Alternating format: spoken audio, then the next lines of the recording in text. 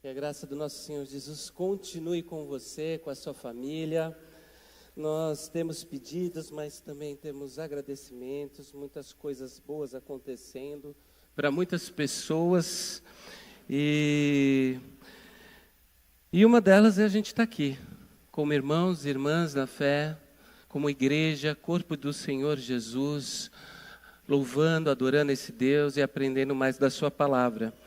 Na semana passada a gente começou uma série de reflexões sobre o Evangelho de João, do Evangelho de João, segundo João, o apóstolo João. E eu disse que a ideia é a gente trabalhar algumas histórias do Evangelho de João para que a gente entenda, nesse Evangelho que fala que Deus, o Verbo, a Palavra, se tornou carne e habitou entre nós, o que significa essa humanidade de Jesus, o que ela fala, conversa com a nossa humanidade. Um Deus que interveio na história daquele povo, naquela época, na pessoa de Jesus e que intervém hoje ainda na nossa história. O que ele diz para a gente, além da salvação, da vida eterna, qual é o sentido e o significado de seguir Jesus Cristo na nossa história hoje. Então, semana passada nós vimos um Deus que faz festa, um Deus que se alegra, um Deus que não quer nos constranger, mas quer inclusive nos salvar de constrangimentos. A partir do relato de Jesus, quando ele opera o seu primeiro milagre, lá na festa em Caná, na festa de casamento, e transforma água em vinho. E hoje eu gostaria que vocês abrissem a Bíblia de vocês, ou acessassem a Bíblia de vocês, no Evangelho de João, no capítulo 3, nós vamos ler a partir do verso 1, uma história também conhecida para aqueles que já frequentam a igreja há algum tempo, que têm o hábito de leitura da Bíblia. O Evangelho de João é um diálogo, o João aqui relata um diálogo, um encontro que acontece com Jesus e um religioso, um judeu, e diz assim, João 3, a partir do verso 1.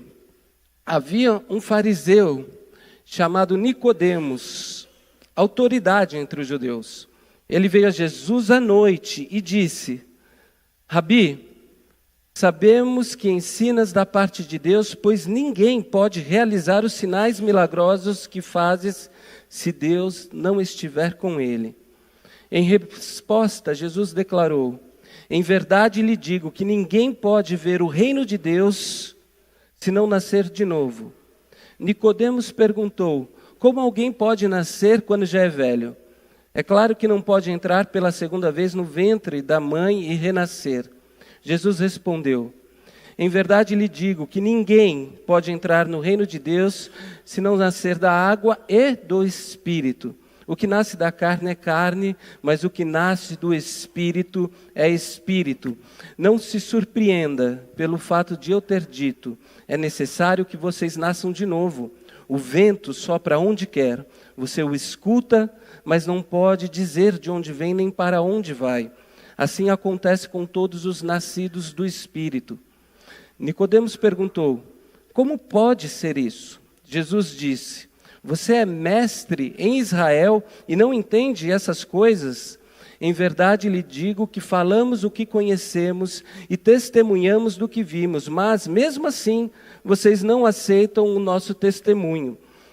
Eu falei de coisas terrenas e vocês não creram.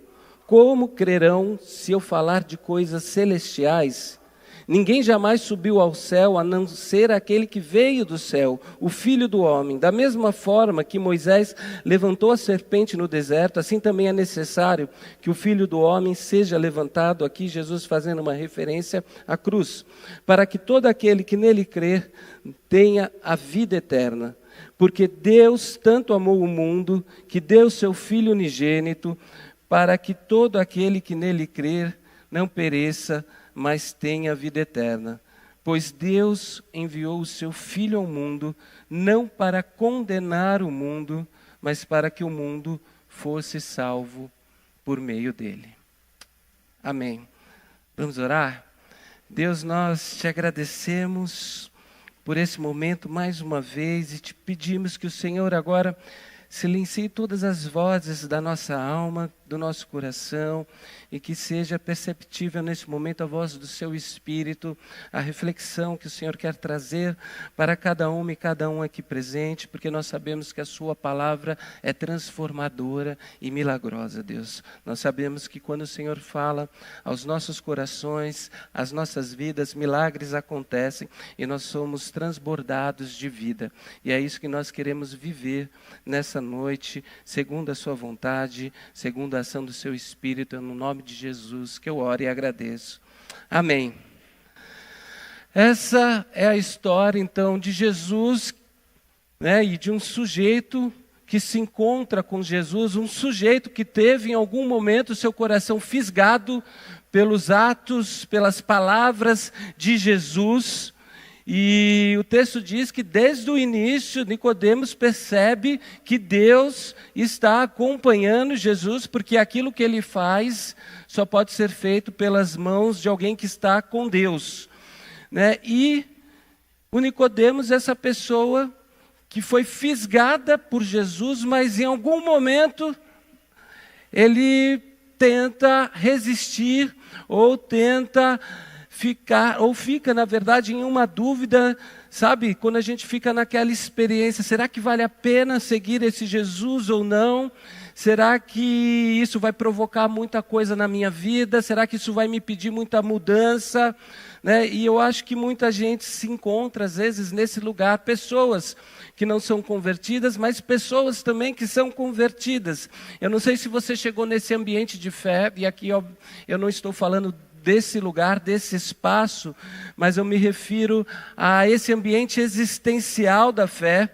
Eu não sei se você já parou em algum momento nessa jornada de fé, nesse lugar limítrofe, sabe? Nessa fronteira de vou ou não vou, avanço ou não avanço, isso é para mim ou não é, isso é para mim até certo ponto, porque isso é interessante, mas se eu mergulhar, talvez eu tenha alguma coisa a perder. Eu não sei se eu for, o que isso vai provocar na minha vida. Muitas vezes as pessoas se encontram nesse lugar. E Nicodemos é um sujeito que está justamente nesse lugar, um líder religioso, um fariseu de um grupo religioso, e não só isso, ele era membro do Sinédrio, da mais alta cúpula do judaísmo, que tomava decisões e que eram assim obedecidas por todos os judeus. Então ele pertencia, vejam bem, a esse grupo que no geral tinha muita resistência, sabe, muita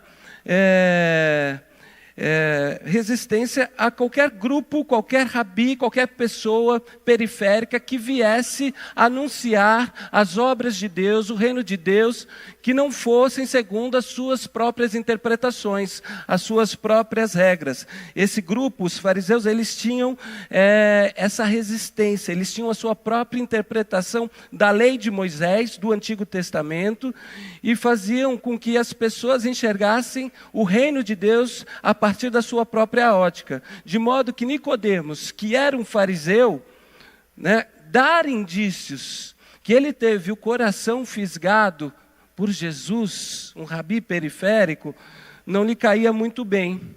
Mas quando o nosso coração é fisgado, o que a gente faz?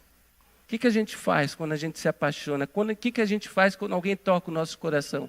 A gente dá um jeito. E o Nicodemos, então, ele deu um jeito. Ele resolveu se aproximar de Jesus de uma tal forma que ele corresse menos risco das pessoas o verem ali, né? E o que ele faz? Ele vai se encontrar com Jesus à noite. E ele é conhecido no Evangelho de João como o homem que visitou Jesus à noite. Isso está lá no capítulo 7 de João. Mas quando o nosso coração é fisgado, a gente dá um jeito, e ele foi. E vejam, isso não é um detalhe, essa é uma informação interessante. Por quê?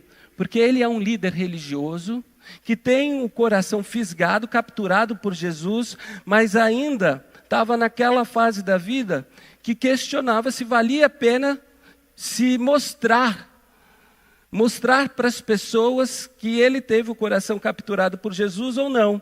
Porque afinal de contas, se os outros fariseus vissem que ele havia sido, ou que seu coração havia sido capturado por Jesus, o que lhe aconteceria? Né? Talvez expulso do Sinédrio. Né? Quem podia entender um líder religioso da alta cúpula se convertendo a um discurso de um homem que nem frequentou as escolas rabínicas tradicionais, alguém que nem era conceituado entre o povo, alguém que veio de Nazaré, né? Então a solução que Nicodemos encontra foi: eu vou deixar todo mundo dormir, para não correr o risco, talvez pegar alguns caminhos alternativos até Jesus e vou lá conversar com ele quando ninguém pode ver. E eu fiquei pensando justamente nessa questão das sombras, da escuridão, né? Quando que Jesus é para a gente um encontro escondido, ou quando na nossa jornada de fé, mesmo tendo o coração fisgado por Jesus, Jesus pertence a esse lugar mais escondido da nossa vida, né? O que esse texto fala para a gente na nossa jornada de fé? Então eu separei algumas questões assim, para como trazer à luz, porque é interessante que o Evangelho de João, ele vai em todos os capítulos praticamente falar da luz, que a luz estava entre nós, né? Que quer dizer, é uma passagem da escuridão, e esse Jesus chega na escuridão da nossa humanidade e nos chama para a luz, para sair da escuridão. E a grande questão então que a gente tem nessa noite é: como é que eu saio da escuridão? Na minha jornada de fé, a primeira coisa, eu acho que o que Nicodemos, e isso pode ser fases também, viu, da nossa jornada de fé, mas o que Nicodemos apresenta, o que o João apresenta nessa história desse encontro com Jesus, é justamente vencendo o ídolo da reputação. É engraçado como às vezes a gente luta contra coisas que estão postas e a gente vai inventando caminhos, a gente vai inventando estratégias, né, só para se proteger e se lançar ao mesmo tempo. Até o momento em que a gente começa a descobrir com maturidade que a gente não consegue se lançar e se proteger ao mesmo tempo. Ou a gente faz uma coisa ou a gente faz outra. Sabe? A gente precisa assumir quem a gente é. A gente precisa deixar com que o mundo veja que tipo de gente a gente é. E que se houve uma mudança no nosso coração, e essa mudança no nosso coração foi para algo melhor, então que vejam e falem o que tiverem que falar. E por que a gente vai se esconder por conta da impressão que os outros vão ter? Porque eu sou um seguidor de Jesus, porque eu sou uma pessoa que se transformou. Nicodemos, sabe o que esse nome significa? Conquistador do povo, alguém que tenta conquistar o povo. É interessante porque é justamente a jornada que ele faz aqui. Quem está muito preocupado em conquistar a opinião do povo, acaba assim não deixando se conquistar. Porque ser conquistado é um sinal de fraqueza para aquele que quer ser o conquistador. E tem um outro negócio: quem está nesse lugar de conquistador do povo corre o risco de estar sempre jogando para a plateia, sempre performando, sabe? É gente que não faz o que precisa fazer, deixa de fazer aquilo que sabe que precisa fazer, só porque se pergunta: o que é que os outros vão pensar se eu fizer isso? Veja bem, não sou eu que vou dizer para vocês que não é importante se perguntar, às vezes, o que é que os outros vão pensar de alguma ação que a gente faz. O próprio Jesus pergunta para os discípulos em algum outro momento: o que os outros estão falando de mim? O que eles estão dizendo sobre mim? O que eles dizem que eu sou? Né? Essa é uma pergunta importante para alguns momentos da nossa vida, mas essa não é uma pergunta essencial.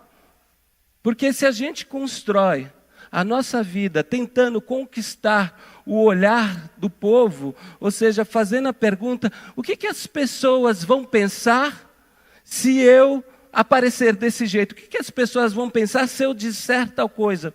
A gente abre mão, muitas vezes, daquilo que a gente deveria fazer e sabe que poderia fazer, só para jogar confete para todo mundo. E é engraçado porque tem muita gente que desperdiça a sua vida tentando jogar confete para todo mundo, tentando preservar um negócio que, tudo bem, em algum momento pode ter o seu valor, mas que às vezes se trata de um ídolo chamado reputação. O que as pessoas vão pensar de mim? Né? Um negócio, inclusive, que a gente não controla, que não está na nossa mão. Não é a gente que diz a imagem que a gente vai ter. No máximo, a gente se esforça para viver a nossa vida com integridade. Mas o olhar que os outros terão a respeito de nós não controlamos isso.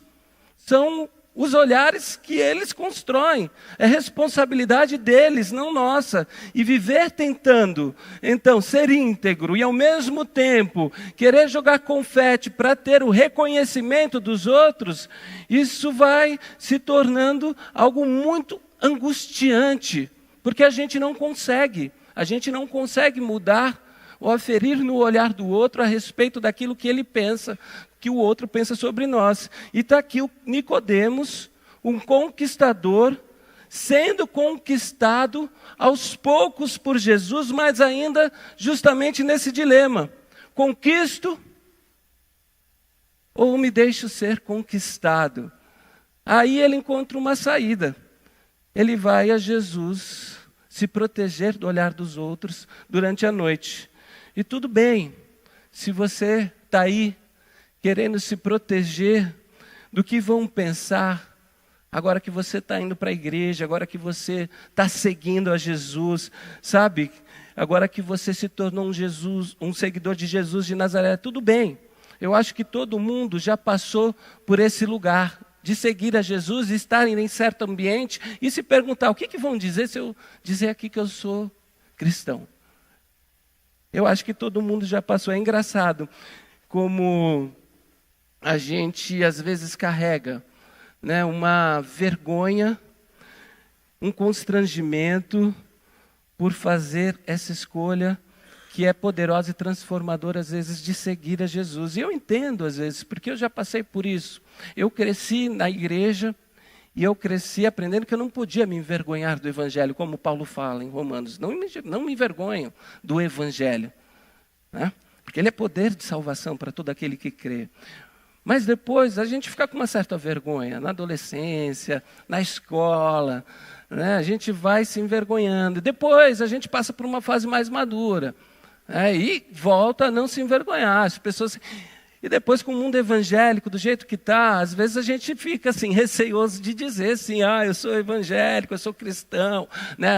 Acaba encontrando uma outra palavra para dizer tudo isso, né? Mas é engraçado como na vida a gente expõe tantas coisas, né? Assim, expõe, às vezes até em rede social hoje em dia, coisas que são declaradamente erradas. A gente não tem medo de falar besteira às vezes, ou escrever na internet, né? Que a gente escreve conscientemente, sem o menor pudor, sem o menor constrangimento, mas a gente às vezes tem um constrangimento de dizer que somos seguidores de Jesus, que nosso coração foi cativado por essa pessoa que é Deus, sabe, como se fosse uma coisa assim vexatória, assim, humilhante ou vergonhosa.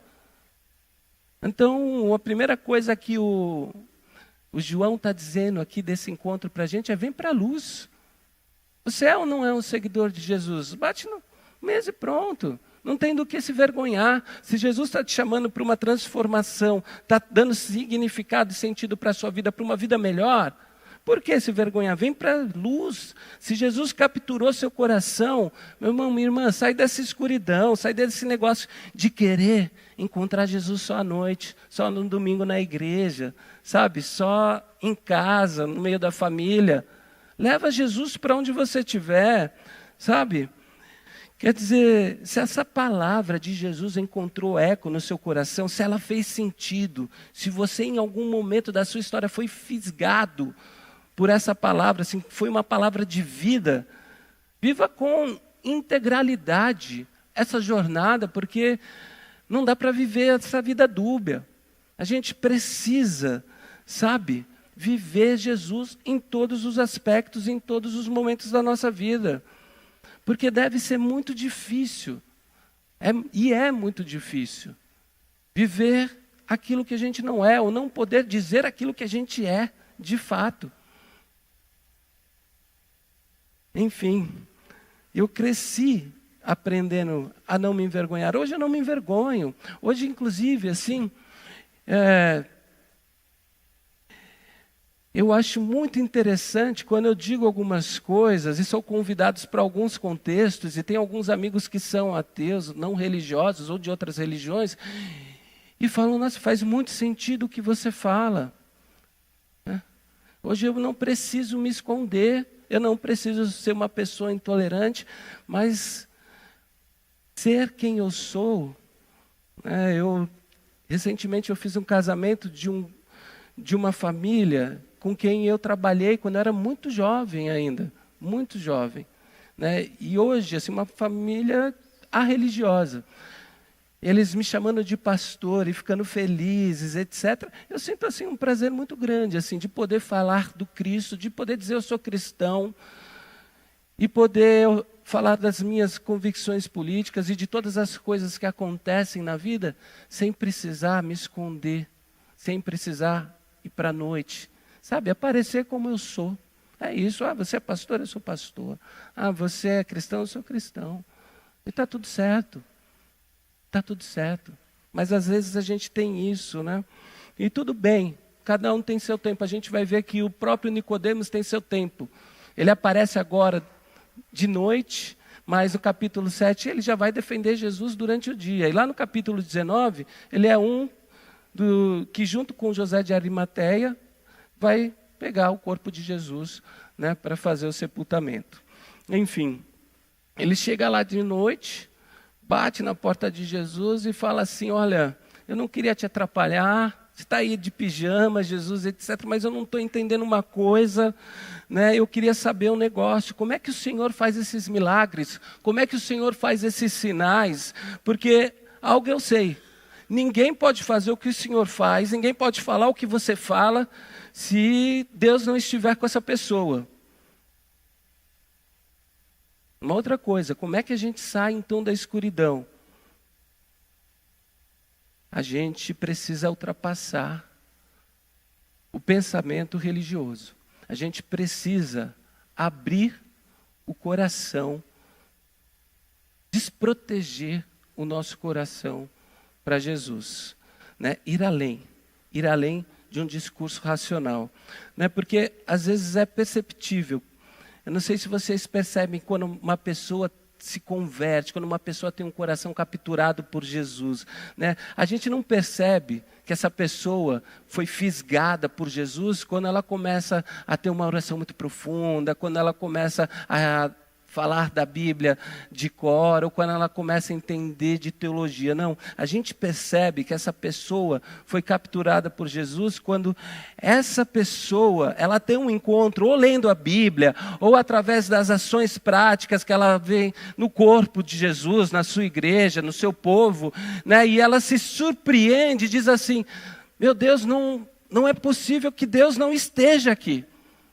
É assim que a gente vê que uma pessoa tem um coração fisgado por Jesus. E conversão é justamente isso. Conversão não é a memorização dos dogmas, é você saber falar de Gênesis a Apocalipse, os versículos. Não, conversão não é mudança de roupagem religiosa, não é adquirir um novo vocabulário, agora eu vou ter um vocabulário evangélico. Não é nada disso.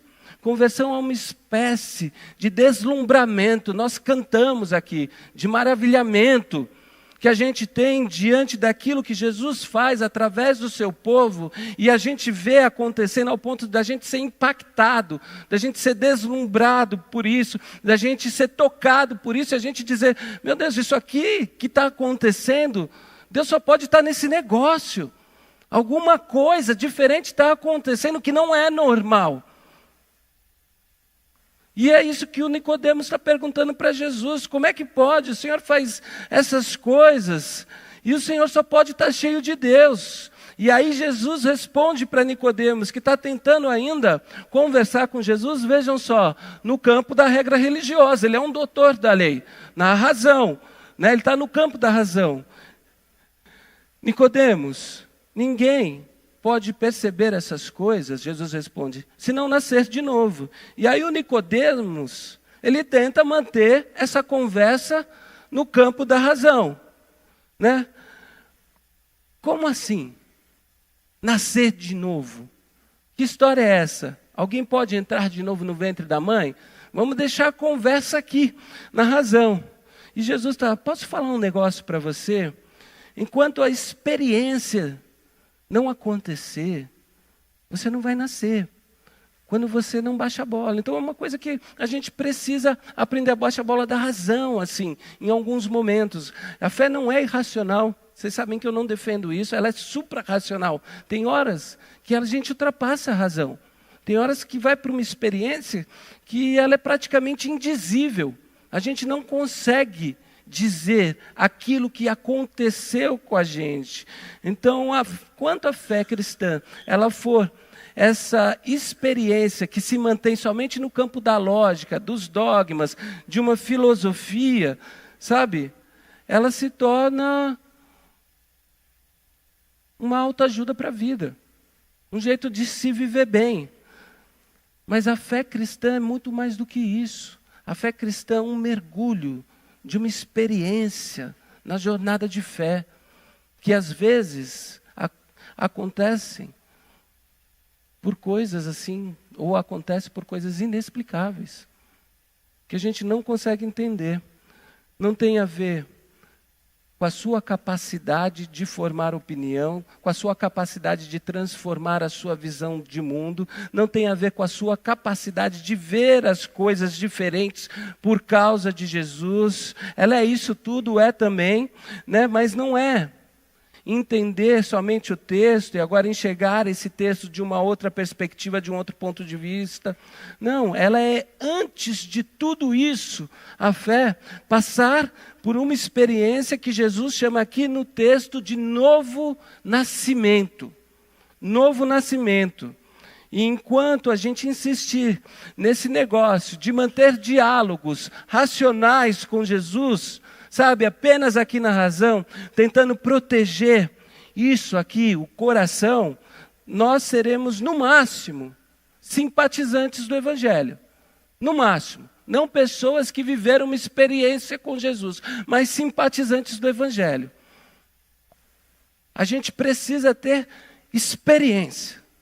Experiência com Deus, com Jesus. Sabe quando você vê essas pessoas que dizem assim, nossa, olha que legal que está acontecendo naquela igreja, que bacana. Olha que legal os projetos sociais, que legal que eles estão fazendo. Olha só, impressionante, né? Que legal, Deus deve estar ali. Isso é um simpatizante do Evangelho. Olha que legal a campanha da construção. Eu não estou me envolvendo, mas isso é um simpatizante da campanha. É a mesma coisa que acontece com a vida de fé. Sabe, tem muito mais do que somente simpatizar com o Evangelho. Há mais do que perceber que há uma visão de mundo diferente naquele lugar, naquele corpo, naquele povo que é bacana, que faz coisas louváveis, às vezes até impressionantes. Quer dizer, há mais do que isso. Mas o Nicodemos aqui, ele está tentando resistir. Ele está tentando proteger o seu coração. Ele é um mestre da lei. Ele está naquele começo da conversa, vou ou não vou? O que isso vai mudar na minha vida se eu mergulhar de fato? O que vai acontecer de fato se eu aceitar caminhar com esse Jesus? Ele está nessa conversa ainda. E aí, é curioso porque às vezes a gente vem para um ambiente como esse, né? A gente considera as coisas que acontecem aqui saudáveis, a gente considera as coisas aqui louváveis, a gente vê transformações acontecendo, e aí a gente começa a falar, nossa, que legal, mas a gente não se compromete, a gente não se engaja, a gente não se lança nessa história, nessa jornada de fé, porque está igual o Nicodemos ainda, vou, não vou, se eu aceitar, o que isso vai mudar na minha vida? Vai pedir demais, me comprometer, etc, etc. E existe um problema. Existe um problema que a religião pode trazer para você. Uma tragédia, na verdade, que a religião pode proporcionar para todo mundo quando a gente está nesse lugar. Sobretudo num tempo como o nosso, onde quase tudo vira produto. É a tragédia de nós nos tornarmos meros consumidores de experiências religiosas. Sabe? Consumir experiência religiosa como se a experiência religiosa fosse um produto que eu pudesse comprar ou pegar numa prateleira. E a gente não se vê mergulhado nessa experiência de graça e de amor. Eu acho que essa é uma das maiores tragédias que acontecem dentro da igreja. A gente se tornar consumidor de produtos religiosos. Se satisfazer com pequenas doses do consumo religioso. Aí você vem no domingo, tem a música que você gosta, tem um pregador que você gosta, tem a palavra que você gosta. Você pode pegar isso no YouTube hoje, na TV, procurar lá o que você gosta de ouvir, o que você gosta de fazer. Aí você gosta de tal louvor, e aí você chega em casa, ou você serve num projeto durante a semana, num projeto social na semana, e tudo bem, aí você chega em casa e fala, foi legal. Foi legal, semana que vem eu vou consumir mais um pouquinho. Semana que vem eu vou fazer de novo. E aí a gente vai de semana em semana, numa lógica religiosa, comprando produtos religiosos, consumindo coisas que parece que estão disponíveis para a gente na prateleira desse mercado religioso, sem entender aquilo que significa viver uma experiência de vida com Deus, sabe? Que é muito mais do que isso, é muito mais do que isso. É muito mais do que acontece de semana em semana.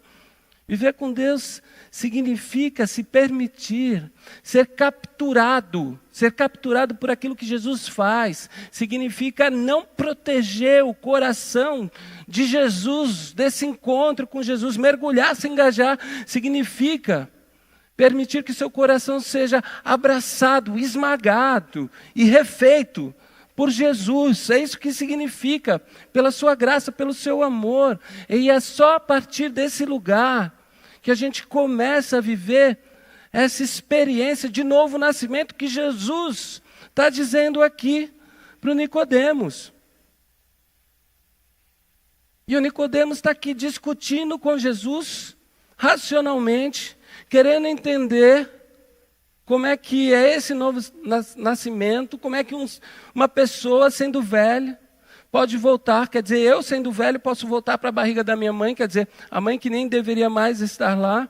E aí Jesus, eu não sei se é por falta de paciência ou numa pedagogia do choque, assim, ele diz assim, Nicodemos, eu não estou falando disso. Ele fala, você é doutor da lei, não sabe? Cara, eu não estou falando disso.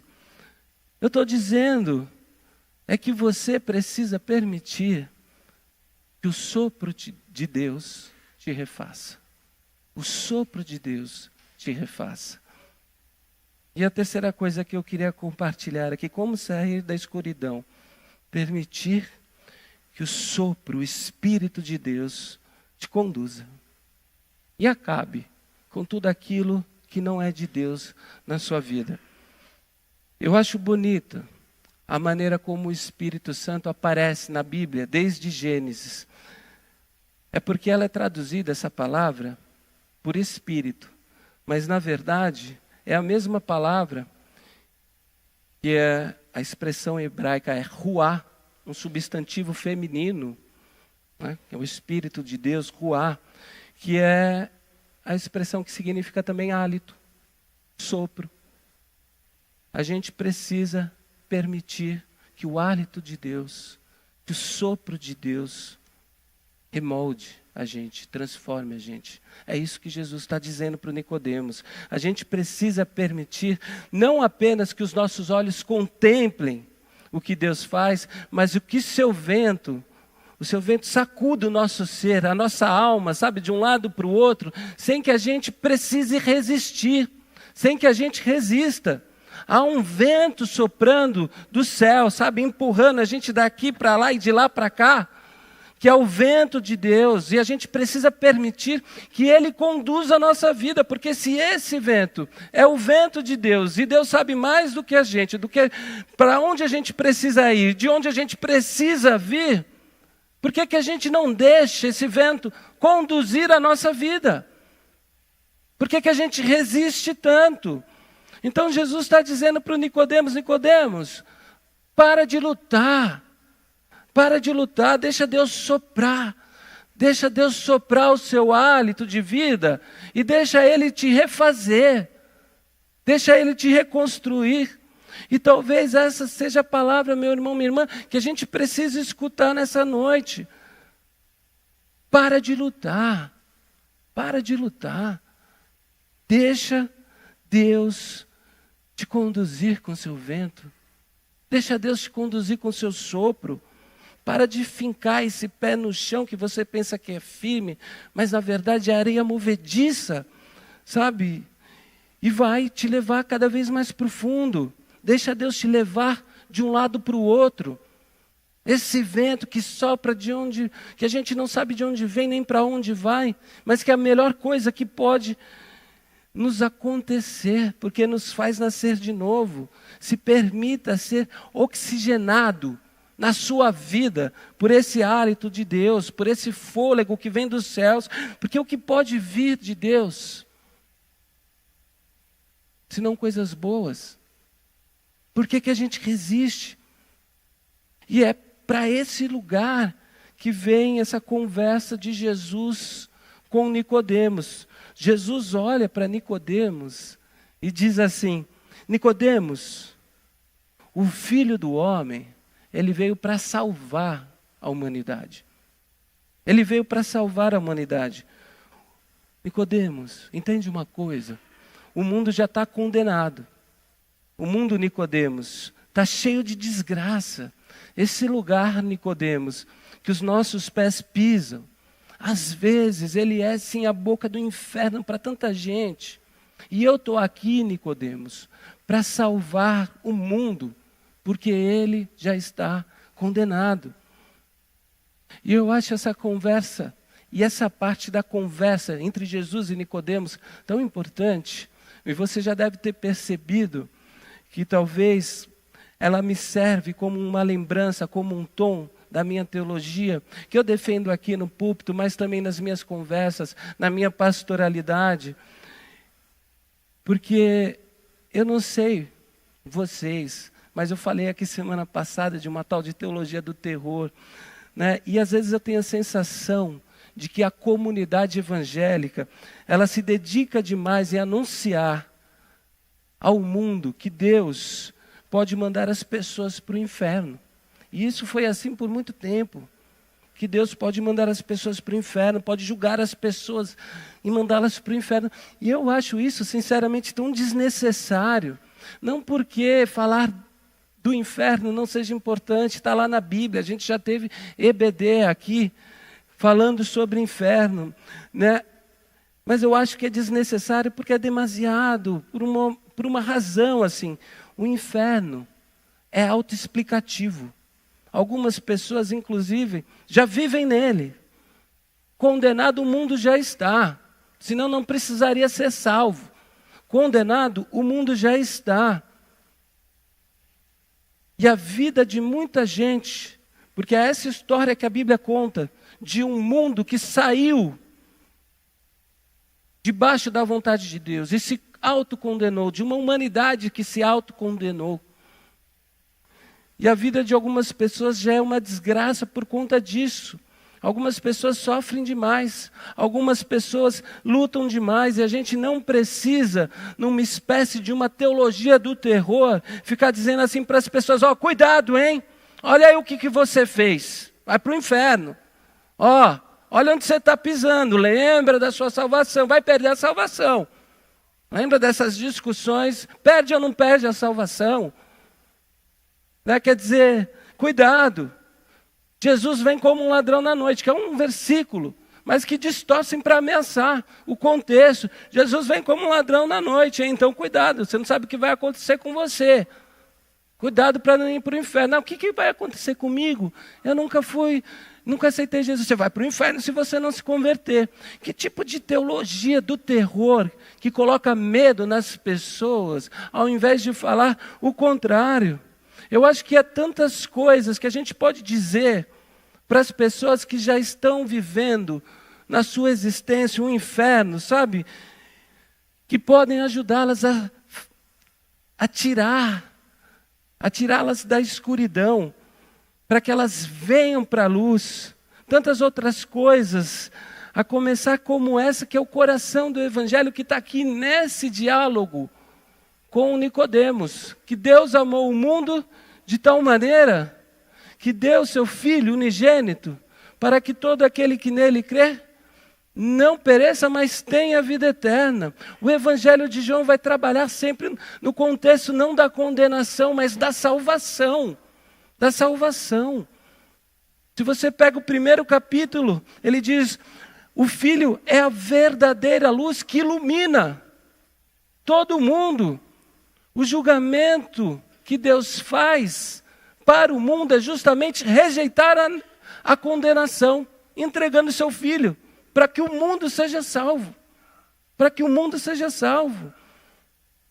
O que resta de julgamento no Evangelho é luz, é iluminação, é salvação. E o que Jesus convida a fazer é aceitar essa luz que Ele trouxe sem medo, pois ela é inseparável do amor de Deus que salva. O que isso significa? Significa que a gente pode dizer para as pessoas isso: venham para a luz. Venham para a luz. Permitam que o coração de vocês sejam capturados por Jesus. A gente pode dizer isso para as pessoas: venham para o Evangelho. Ouçam Jesus, busquem Jesus.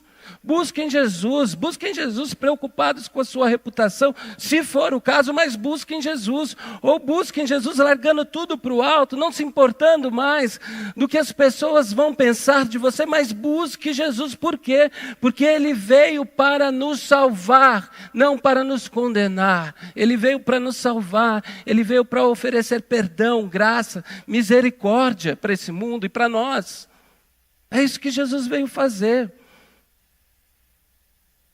Eu fico às vezes escutando essa teologia do terror. Eu brinco às vezes com a Fê. Tem uma música infantil que canta assim: quem pecar vai pagar, quem pecar vai morrer. Imagina você cantando isso para uma criança. Qual é a consciência de Deus que ela vai criar quando ela tiver maior?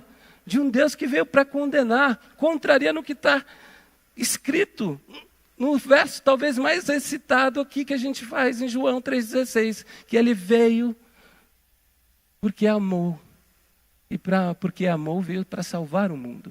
Ele veio para salvar o mundo. Então olha, sobretudo você, que já é cristã há muito tempo, eu posso imaginar quantas vezes você já ouviu esse discurso, mas eu não sei, há tanta ênfase nesse lado da condenação, da desgraça, sabe, do cuidador. Abre o olho aí, hein? Você que está dormindo agora na pregação, cuidado. Estou vendo daqui, mas Deus está vendo mais. Né? Tipo, cuidado, abre o olho. Ó, isso aí que você fez, pecado sem perdão, hein? Quer dizer, eu acho que a gente precisa bater um pouco mais nessa tecla, sabe? De que condenado o mundo já está. A gente vê as desgraças que acontecem, a gente vê na nossa vida, a gente vê no mundo, a gente vê nas notícias, já está. E o Filho do Homem, Jesus, quando veio para nos redimir dos nossos pecados, não para dizer quem pecar vai pagar, mas se pecar, eu estou aqui para te perdoar. eu estou aqui para te abraçar, para te acolher, para te transformar, entende? A despeito da sua idade, a despeito da nossa vida, das nossas preocupações, Jesus está dizendo o que disse para Nicodemos, para o mundo, para nós, todo mundo pode renascer. Todo mundo pode renascer do Espírito. Todo mundo tem salvação. É isso que ele está dizendo. E o Evangelho é essa boa notícia. Todo mundo tem salvação. Todo mundo tem salvação. E como é que a gente renasce? A gente renasce tirando esse negócio daqui e trazendo também para cá, para o coração. Não querendo só entender, não vivendo só na lógica do dogma, da religião, da lógica que foi criada, que é importante, mas que não é o essencial. A gente precisa descer para cá a nossa experiência também, sabe? Trazer para o coração. É aqui que a gente renasce. É aqui que o vento sopra. A gente renasce quando a gente abre o coração para Jesus, sabe? Para aquilo que a gente processa na consciência e que se transforma justamente em insumo para que a nossa vida ganhe uma outra natureza.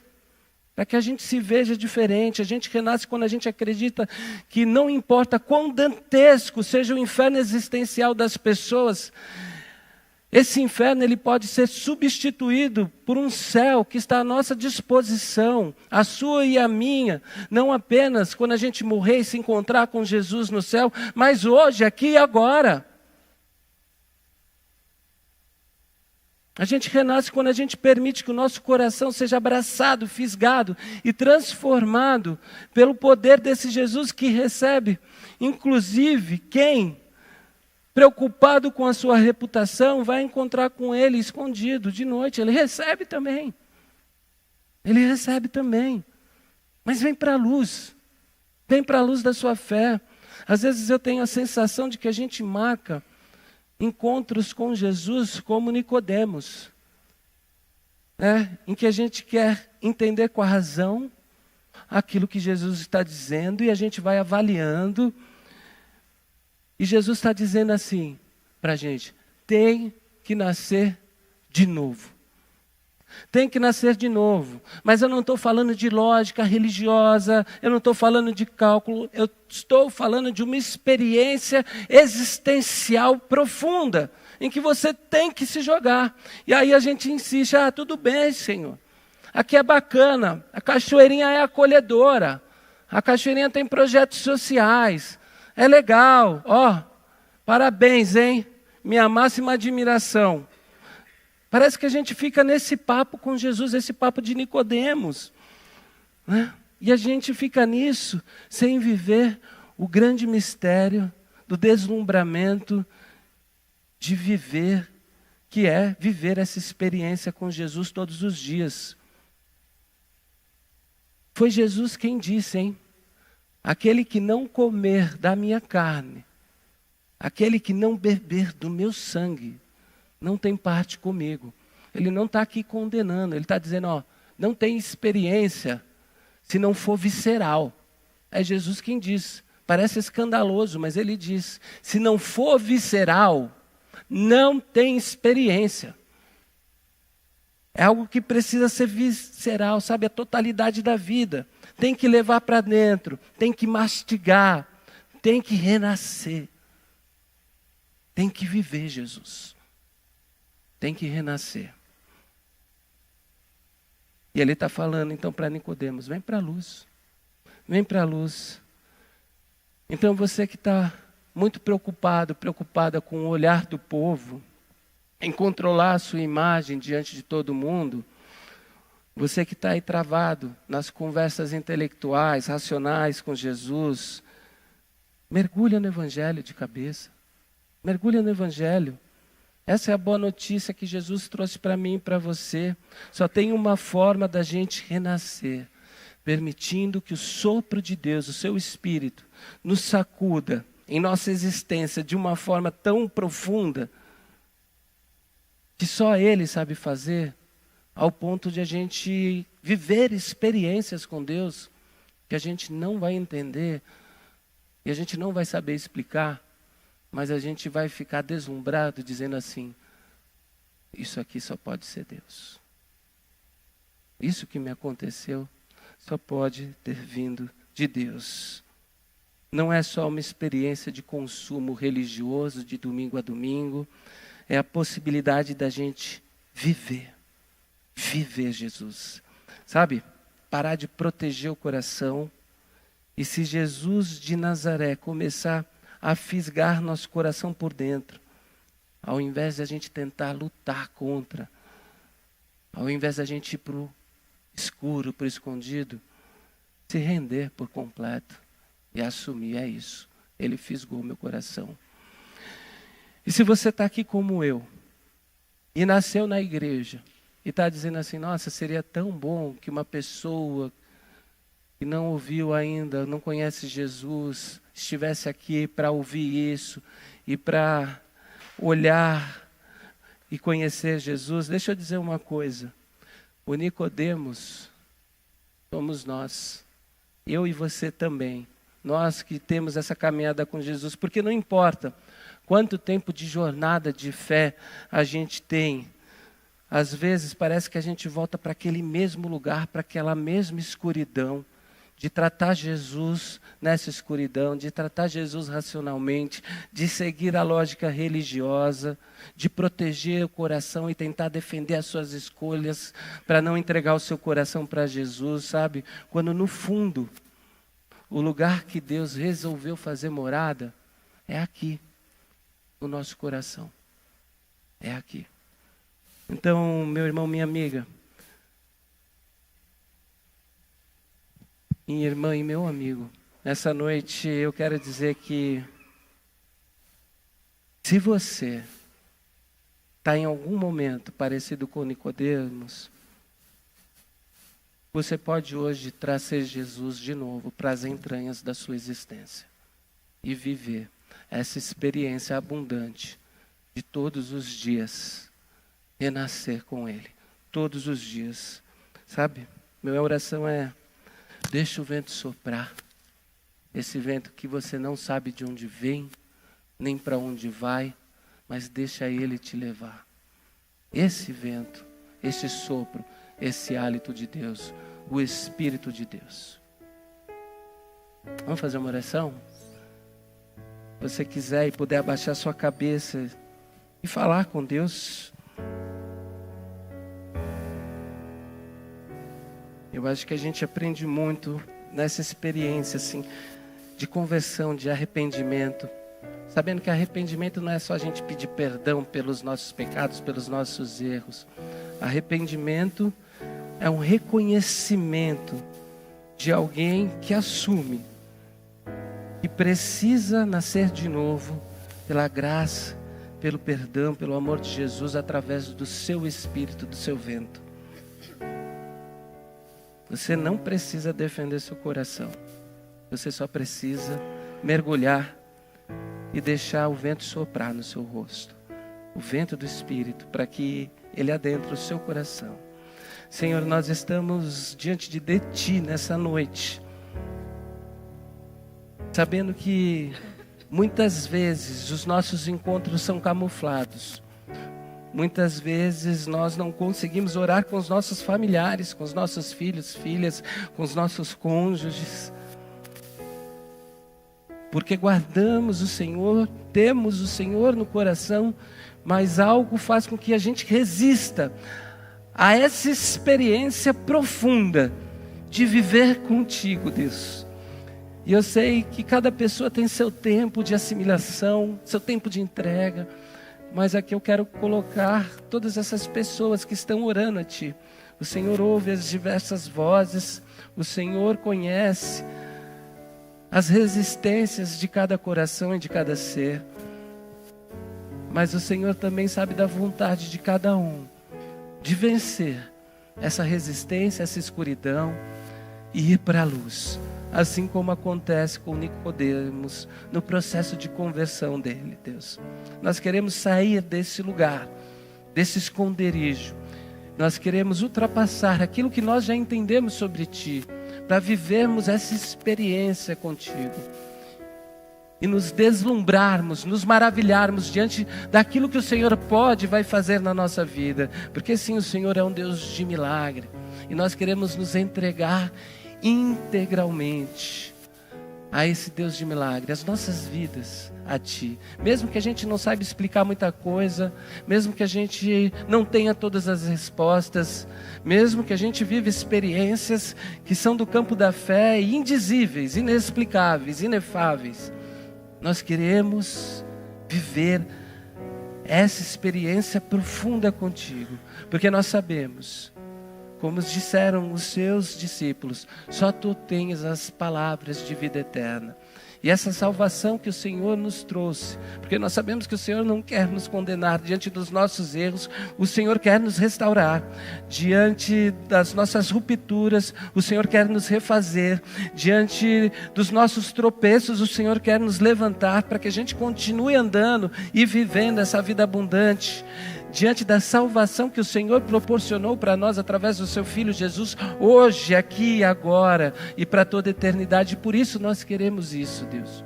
A nossa vida em suas mãos, conduzida pelo poder do sopro, do seu sopro, do seu Espírito. Nós te pedimos isso.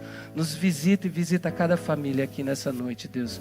Te peço pelos lares que precisam de restauração, pelos lares que estão em processo de restauração, pelas pessoas que se sentem condenadas pelo que fizeram, que venha essa boa nova de salvação no coração delas, dizendo que o Senhor veio salvá-las e não condená-las, e que viver contigo é viver essa salvação diante de tudo aquilo que a gente não consegue cumprir, porque nós somos falhos, mas o Senhor nos lavou com o sangue do seu Filho, e isso significa ser salvo. Onde a gente não consegue, o seu Filho consegue por nós, e é assim que nós queremos caminhar, lavados por esse sangue, revisitados por essa esperança de que nós somos pessoas boas, não porque nós temos toda a bondade do mundo em nós, mas porque nós temos o seu Filho Jesus habitando no nosso coração, porque um dia nós nascemos de novo e podemos renascer todas as vezes que nos abrirmos para o vento do seu Espírito. É isso que nós te pedimos, e é por isso que nós te agradecemos nessa noite. Amém. Amém.